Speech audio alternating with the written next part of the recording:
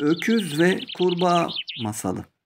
Bundan yıllar önce uzaklarda bir çiftlikte yaşayan öküzler varmış. Bu öküzlerden küçük olanı diğerlerinin kendisinden büyük olmasını kendine çok sorun edermiş. Çiftlikte yaşayan diğer hayvanlar onun boşuna üzüldüğünü, aslında kendisinin de yeterince büyük olduğunu söylerlermiş ama nafile. Küçük öküz hep daha büyük olma hayali kurarmış. Çiftliğin az ötesinde küçük bir göl varmış. Bu gölde kendini beğenmiş iri bir kurbağa yaşarmış. Kendini beğenmiş bu kurbağa diğer kurbağalara "Ben sizden daha büyüğüm. Bu nedenle de ben sizin kralınız olmalıyım" demiş. Diğer kurbağalar buna itiraz etmiş ama dinletememişler. Bu olaydan bir süre sonra göle su içmeye gelen bir öküz görmüşler. Bu kendini beğenmeyen küçük öküzmüş. Ve kurbağalar bunu hemen kendini beğenmiş kurbağaya gidip söylemişler. Demişler ki, "Bak, bu öküz senden daha büyük. Kralımız bu olmalı." Kendini beğenmiş kurbağa da her zamanki yaptığını yapmış ve "Ben de istersem o kadar büyük olabilirim. O benim için ne ki?" demiş. Başlamış kendini şişirmeye. Şiştikçe şişmiş, şiştikçe şişmiş. Neredeyse patlayacak olmuş. Biraz daha şişmek isteyince de bayılmış düşmüş. Az kalsın ölecekmiş. Diğer kurbağalar kendini beğenmiş kurbağayı ayıltmaya çalışmışlar. Uzun süre sonra da bizim kendini beğenmiş kurbağa ayılmış. Kendine gelen kurbağa yaptığının yanlış olduğunu anlamış. O günden sonra da kendini beğenmişlik yapmamış. Arkadaşları ile mutlu bir hayat sürmüş. Unutmayın, kendini beğenmek, kibirlenmek etrafınızdakileri sizlerden uzaklaştırır ve yapayalnız kalırsınız. İnsanları olduğu gibi kabul edin, onlarla hep dost kalın. Fareli Köyün Kavalcısı Masalı. Çok eski zamanlarda uzak ülkelerden birinde küçük bir köyde insanlar mutlu mesut yaşarlarmış. Günlerden bir gün köyün bütün evlerine fareler dadanmış. Yüzlerce fare köyün evlerinde, sokaklarında dolaşıyormuş. Hatta insanların yataklarına bile çıkıyorlarmış. Ne bulurlarsa yiyorlarmış. Köyde yaşayan insanlar ne yapacaklarını şaşırmışlar. Köy muhtarından bu işe bir çare bulmasını istemişler ama nafile. Çünkü muhtarın elinden bir şey gelmiyormuş. Zamanla bu köyün adı Fareli Köy diye çıkmış. Artık civarda yaşayan insanlar o köye Fareli Köy diyorlarmış. Ve bu Fareli Köy'e bir gün bir çalgıcı gelmiş. Muhtara, "Eğer bana bir kese altın verirseniz köyü farelerden temizlerim" demiş. Bütün köy halkı bu habere çok sevinmişler. Aralarında hemen çalgıcının istediği bir kese altını toplayıp muhtara teslim etmişler. Halkın tek isteği bu farelerden bir an evvel kurtulmakmış. Çalgıcı isteğinin kabul edildiğini öğrenince başlamış kavalını çalmaya. Kavaldan öyle tatlı, öyle güzel sesler çıkıyormuş ki fareler saklandıkları yerlerden akın akın çıkarak bizim çalgıcının yanına geliyorlarmış. Kısa bir sürede kaval çalan adamın etrafı yüzlerce fareyle dolmuş. Köydeki bütün fareler çalgıcının etrafına toplandığı sırada çalgıcı yürümeye başlamış. Ve köyün yakınındaki dereye doğru yürümüşler. Çalgıcı önde kavalını üflüyor, fareler de peşinden tıpış tıpış yürüyorlarmış.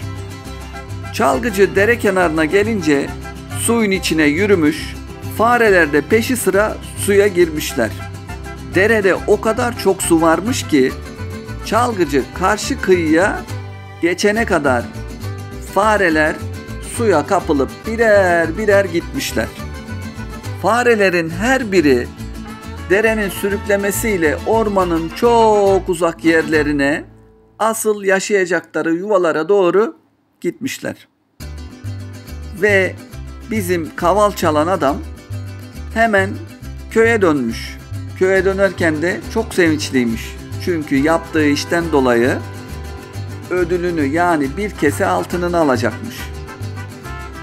Bir kese altınımı alırım, bu altınlarla şehre gider işimi kurarım. Ben de zengin insanlar arasına katılır ve rahat bir hayat yaşarım diye düşünmüş. Bu düşüncelerle de muhtarın yanına varmış. Muhtardan ödülünü istemiş.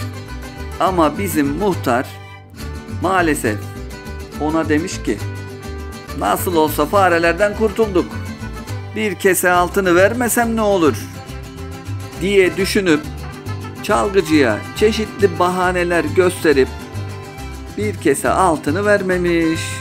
Ve bizim çalgıcı kandırıldığını anlayınca, ben size bir oyun oynayayım da görün demiş. Başlamış kavalını çalmaya. Kavalın sesini duyan bütün çocuklar çalgıcının yanına koşmuşlar. Çalgıcı da hem kavalını üflüyor hem de yürüyormuş. Çocuklar da peşi sıra geliyorlarmış. Bu durumu gören köydeki anne babalar kara kara düşünmeye başlamışlar. Ve muhtara gidip ne yapacağız, ne edeceğiz, sen çalgının hakkı olan bir kese altını vermeliydin. Bak şimdi çocuklarımızı aldı götürdü demişler. Kavalcı kızgın kızgın peşinde çocuklarla birlikte ormana doğru yürümüşler. Ormanda bir ağacın altında dinlenirken aklına tekrar köye dönüp muhtarla konuşmak gelmiş. Bizim çalgıcı adam çocukları ağacın altında bırakıp köye doğru yola çıkmış. Ve o sıra kavalını orada unutmuş. Çocuklardan birisi bunu fark edince kavalı çalmaya başlamış ve çalgıcının etkisinden çocukların hepsi bir bir kurtulmuşlar. Böyle olunca da köyün yolunu bilen bir çocuk bütün çocukları toplayıp birlikte köye dönmüşler. Anneleri babaları da bu duruma çok sevinmişler. Eğlenceler, şenlikler düzenlemişler. Tabii bu sırada da köylüler muhtarı azarlamışlar. Bir daha böyle bir olay yaşanmamasını istemişler. Ayrıca da çalgıcının hakkını muhtara verdirmişler. Hakkını alan çalgıcı da hayallerini gerçekleştirmek için köyden ayrılıp gitmiş. Masalımız da burada bitmiş. Emanet ile Ant masalı.